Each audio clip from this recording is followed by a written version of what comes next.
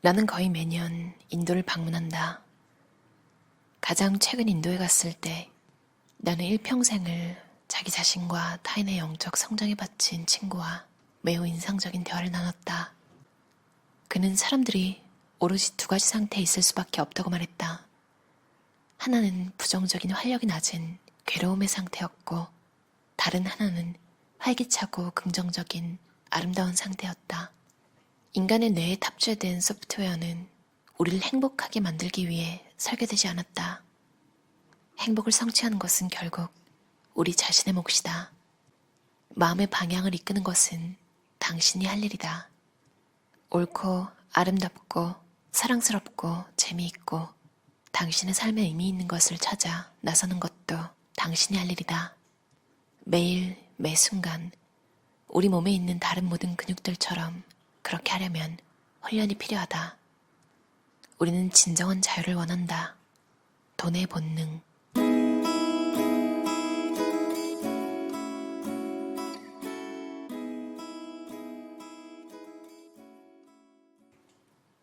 마음 내킬 때 원하는 일을 할 수 있는 자유, 사랑하는 사람과 시간을 나눌 수 있는 자유, 늘 너그럽고 평온하고 감사하는 마음으로 열정적으로 살 수 있는 자유. 이것이 바로 재정적 자유다. 단순히 부자가 되는 것이 아니라 일종의 정신적 상태를 말한다. 우리에게는 알버트 아인슈타인이 세계 8대 불가사의라고 칭한 것이 필요하다. 바로 복리 말이다. 불안과 두려움을 억제하고 감정을 다스릴 수만 있다면 시장의 후퇴는 평생 다시 없는 기회가 될 수 있다. 모든 종목이 할인 가격으로 풀릴 것이기 때문이다. 겨울이 지나면 항상 봄이 오게 되어 있다. 심지어 겨울에도 날마다 눈이 오거나 눈보라가 치진 않는다. 2배씩 10번 반복되면 1000배가 된다. 20번이 반복되면 100만 배가 된다. 30번 반복되면 10억 배가 된다. 이것이 바로 기술이 발전하는 방식이다. 방금 당신이 아이폰으로 찍은 사진이 프로 사진작가의 작품과도 견줄 수 있는 이유다. 지금 우리는 SF 세상이 현실화되는 시대에 살고 있다. 쥘 베른이 이걸 보면 어떻게 생각할까? 당신은 의아할지도 모른다. 기술 혁신이 내 재정적 자유와 무슨 상관인데? 그 대답은 바로 전부 다이다. 명심하라.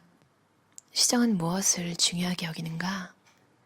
미래의 기대 이익이다. 12억 명의 사람들이 빈곤에서 벗어나 중산층으로 진입하고 있다.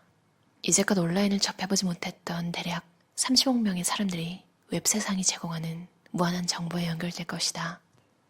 당신이 해서는 안 될 일이 하나 있다면 미래에 대한 양산된 두려움에 잠식돼 마비되는 것이다. 어떤 길을 따라 재정적 자유로 가야 할지 지도를 그려보자. 미래에 대한 흥분과 기대가 바로 당신의 원동력이다. 적절한 양의 확실성은 바람직하지만 이 욕구가 다른 모든 것을 정확하게 내버려뒀다간 순식간에 아무것도 하지 못하고 마비될 수 있다. 왜냐하면 이 세상에서 정말로 확실한 것은 단 하나뿐이기 때문이다. 바로 인생은 불확실하다는 사실이다. 사람은 누구나 중요한 존재가 되고 싶어 한다. 독특한 사람이 되길 원한다. 내가 이 세상에서 중요한 인물이고 변화를 만들고 있음을 알고 싶어 한다. 그 중에서 가장 눈에 띄는 예는 바로 우리가 구매하는 물건일 것이다.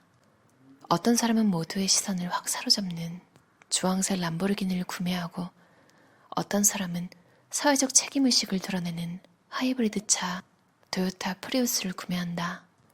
양쪽 모두 본인의 선택과 그 의미가 어떤 형태로든 중요하게 보이길 원한다. 어떤 이들은 보다 미묘하고 파괴적인 방식으로 중요성을 피력하기도 한다. 다른 말로 피해의식이라고도 한다. 우리 사회가 가장 심각하게 중독되어 있는 게 하나 있다면 약물이 아니라 바로 이 문제, 피해의식이라고 생각한다. 아마 당신도 눈앞에 놓여있는 산물은 보지 못하고 자신이 비참한 삶을 살고 있다고 끊임없이 호소하는 사람을 알고 있을 테다. 그들은 종종 자신의 피해자다움을 권리의식과 다른 사람을 향한 비판 위에 쌓아 올린다. 안타깝게도 많은 사람들은 자신의 상처를 뭔가 충만하고 의미 있는 것으로 벌충하지 못한다. 모두가 상처를 갖고 있다. 그러나 가장 흥미롭고 영향력 있는 사람들은 삶이 그들에게 일어나는 것이 아니라 그들을 위해 일어난다고 믿는 이들이다. 상처는 그들의 정체성이 아니다. 앞으로 나아가기 위한 연료다. 사랑은 우리가 가장 갈구하는 것이며 우리는 종종 아주 흥미로운 방식으로 그것을 손에 넣으려 한다. 어떤 이들은 스스로를 드러내고 사랑받는 것을 두려워한 나머지 소셜미디어 친구나 가벼운 관계에만 만족하기도 한다. 삶의 법칙은 성장하지 않는다면 곧 죽어가는 중이라고 말한다. 성장하고 있다는 느낌을 받지 못한다면 재정적 자유는 아무 쓸모도 없다. 다른 사람과의 관계도 성장해야 하고 사업도 성장해야 하고 사고와 믿음도 성장해야 하고 물론 우리의 재산도 성장해야 한다. 우리가 성장해야 하는 이유는 그래야 다른 이들에게 뭔가를 줄 수 있기 때문이다. 나는 삶의 비결이 베푸는 데 있다고 믿는다. 자기 자신을 넘어 다른 사람들에게 관심을 갖고 배려하는 일이야말로 진정한 삶의 정수다. 삶이란 결국 당신이 거기에 어떤 의미를 부여하느냐에 달려있다. 의미 있는 삶을 살고 있다면 은행에 얼마를 보관하고 있든 당신의 영혼은 충만할 것이다. 베품은 훈련이다. 오늘 가진 1달러 중 10센트를 베풀지 않는다면 1만 달러가 생겼을 때 1000달러를 베풀거나 1000만 달러를 가졌을 때 100만 달러를 베풀지 못한다. 할 수만 있다면 다른 사람을 도와주어라. 그럴 수 없다면 적어도 해를 끼치지는 말라. 달라이라마. 계획 없는 목표는 한낱 꿈에 불과하다. 교육에는 돈이 든다. 그러나 무지도 마찬가지다. 어디로 가고 있는지 모른다면 완전히 다른 곳에 도착할 수 있다. 시간과 건강은 그것이 고갈될 때까지 우리가 인식하지도 감사히 여기지도 않는 귀중한 자산이다. 65세 이상 노인의 40%가 이후 평생을 요양원에서 지내게 된다. 약세장은 반드시 회복한다. 주가가 20% 떨어진다고 상상하는 것만으로도 불안한 사람은 주식 투자를 하면 안 된다. 사람들은 통제권을 가지고 있거나 적어도 행동의 결과를 책임질 수 있다고 느끼기를 좋아한다. 남이 모는 자동차에 불안한 기분으로 앉아있던 적이 있다면 내가 무슨 소리를 하는지 알 것이다. 반면 자기 손으로 핸들을 쥐고 발로 페달을 밟을 때는 자동차를 아무리 오래 타도 불안하지 않다. 크게 성공한 사람은 실패를 겪더라도 꿈과 목표를 포기하지 않는다. 우리는 시련을 겪게 되면 다시 시도하거나 새로운 전략을 깨하기보다 본능적으로 단념하거나 달아나고 싶어 한다. 장기적인 목표보다 빠른 결과에 집중하는 경향이 있으며 특히 상황이 처음 계획과 다르게 흘러갈 때면 더욱 그렇다. 모든 사람이 현금이 최고 같은 말을 하지만 사실 현금은 시간이 지날수록 가치가 하락한다. 그러나 좋은 사업체는 시간이 갈수록 가치가 증가한다. 장기간 현금을 보유하면 실질적으로 인플레이션을 따라잡지 못해 결국 구매력을 상실한다. 즉 매년 물가는 인상되는데 현금의 가치는 제자리 걸음이라는 얘기다. 단기 예금을 준비해두는 것은 좋은 생각이다. 그러나 장기적으로 현금을 보조하는 것은 좋은 생각이 아니다. 거의 모든 사람들의 경우 재정적 목표를 달성하는 데는 공개 거래되는 주식과 채권, 부동산으로 이뤄진 단순한 포트폴리오면 족하다. 글로벌 포트폴리오를 구축하기 위해 해외여행을 가거나 해외 계좌를 개설할 필요도 없다. 인덱스 펀드를 구입하는 것만으로도 글로벌 분산 투자를 추구할 수 있기 때문이다. 다각화는 중요하다. 인생에서 유일하게 불변하는 것은 변화 그 자체다. 헤라클레이토스. 그리스 철학자 헤라클레이토스는 훌륭한 투자 전문가가 될 수 있었을 것이다. 그는 삶을 끊임없이 움직이는 상태라고 인식했고 주식시장만큼 그 말이 완벽하게 적용되는 것도 없으니 말이다. 투자 대상과 사랑에 빠지지 마라. 제프 베조스의 말을 명심해야 한다. 모든 회사는 결국 소멸한다. 단지 시간 문제일 뿐이다.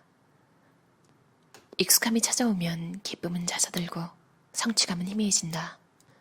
그러면 당신은 꼴대를 더 먼 곳으로 옮겨 새로 추구할 목표를 찾아 나설 것이다. 나는 이런 내용의 영화를 수천 번도 더 봤다고 100% 확신한다. 이것은 인간의 본성이자 뇌에 설치된 운영체제의 특성이다. 원하는 것을 얻을 때마다 붉은색으로 오류가 깜빡거리면서 마치 손가락 사이로 모래알이 흘러나가듯 성취감이 빠져나가는 것이다. 충만함이 없는 삶은 실패한 삶이다. 재정적 자유를 원한다고 말할 때 우리가 원하는 것은 돈 뭉치가 아니다. 우리가 진정으로 원하는 것은 돈과 연계되어 있는 감정이다. 자유, 안정감, 편안함, 즐거움, 만족감, 그리고 평온함. 뭐든 원하는 일을 내키는 때 할 수 있고 사랑하는 사람들과 함께 나누는 것. 해야 하기 때문이 아니라 그저 내가 하고 싶은 일을 하고 주변에 중요한 영향을 미치는 것. 이것이 바로 재정적 자유다. 그러나 진정한 부, 지속될 수 있는 부는 단순한 돈이 아니라 그 이상이다. 우리는 정서적으로, 물리적으로, 영적으로 부유해야 한다. 고통은 피할 수 없으나 괴로움은 선택사항이다. 괴로움의 상태에서 살고 있다는 사실을 인정하고 나자 나는 내 삶에서 가장 중요한 결정을 내리게 되었다.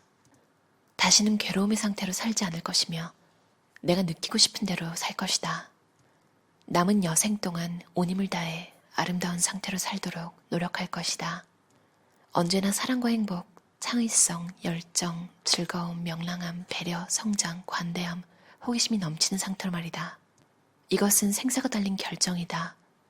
왜냐하면 진정한 삶을 살고 싶다면, 내적으로 충만한 삶을 원한다면, 고통과 괴로움으로 가득한 삶을 살기엔 인생이 너무 짧다는 사실을 알아차려야 하기 때문이다. 탁월한 삶의 질을 누리고 싶다면 마음을 다스릴 수 있어야 한다. 상황이 원하는 대로 풀릴 때도 그렇지 않을 때도 삶을 즐길 수 있어야 한다. 누군가 당신에게 상처를 줄 때도, 투자로 돈을 잃었을 때도, 배우자가 당신을 화나게 하거나 상사나 직원이 당신에게 고마워하지 않을 때도 감정적 패턴에서 벗어나 아름다운 상태를 유지하겠다는 목표에 초점을 맞춰야 한다. 괴로움 속에서 살기에는 인생은 너무나도 짧다. 무엇이든 긍정적으로 생각해야 한다는 판에 박힌 소리가 아니다. 누군가 고통스러운 주변 환경에도 불구하고 괴로운 삶을 살지 않기로 선택할 때 우리는 영감을 받는다. 보고자 하는 마음만 있다면 모든 것은 항상 당신의 눈앞에 펼쳐져 있다. 괴로워하기를 멈추고 감사하기로 선택하면 신경계를 재구성하고 다시 마음을 다스릴 수 있게 된다. 실제로 이제 우리는 감사하는 마음이 어떤 이점을 가져다 주는지 과학 및 의학적으로 이해할 수 있다. 뇌를 재구성한다는 표현은 전혀 과장이 아니다. 뉴런은 함께 발화되고 서로 연결되어 있다. 신경 전달로는 처음에는 작은 끈처럼 가늘지만 반복이 지속되면 굵은 밧줄이 된다. 감사를 경험하는 능력은 감사하는 마음을 얼마나 자주 연습하는지에 달려있다. 나는 당신이 재정적 자유를 성취하는 것뿐만 아니라 탁월한 삶의 질을 누리길 바란다. 언젠가가 아니라 바로 지금 말이다.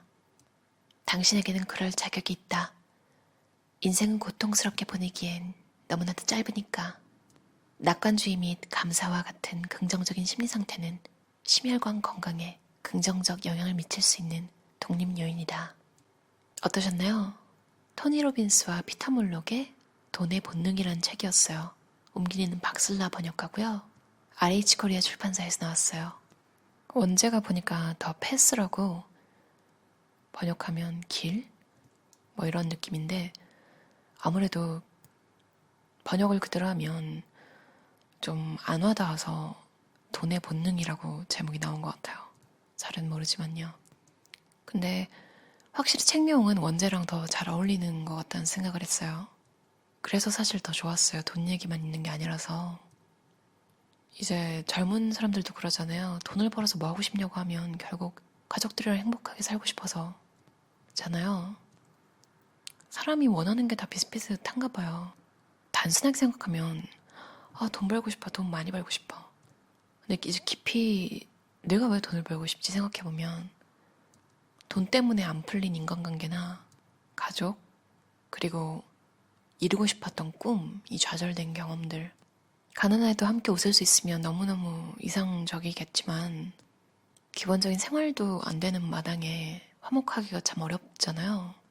그리고 사실 돈이라기보다 많은 것들, 그러니까 여러분이 원하는 것들 한 번씩은 다 잃어봤잖아요. 왜냐면 어렸을 때 잘 몰라서 꿈이 굉장히 작기도 했고 물론 어렸을 때부터 대통령 되고 싶어하는 애들도 있었지만 저는 굉장히 좀 소심하고 꿈이 작은 사람이었어요. 그래서 항상 이루고 또 만들고 이루고 또 만들고 꿈이 너무 작아서 너무 쉽게 이루어지는 것들이라서 계속 새로 만들어야 했어요.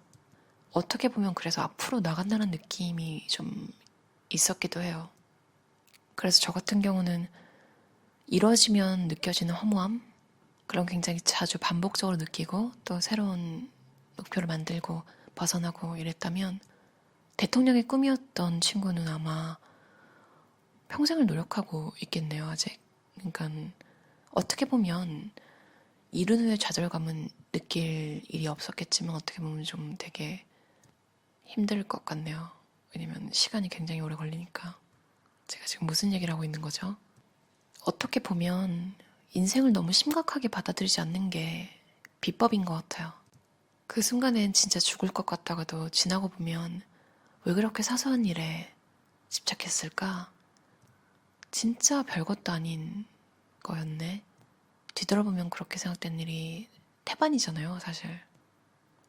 이 저자들이 아무래도 다 이룬 사람들이잖아요. 그래서 그 후에 느꼈을 허망함, 이런 걸 다 정리를 해보신 분들이기 때문에 되게 공감이 많이 갔어요.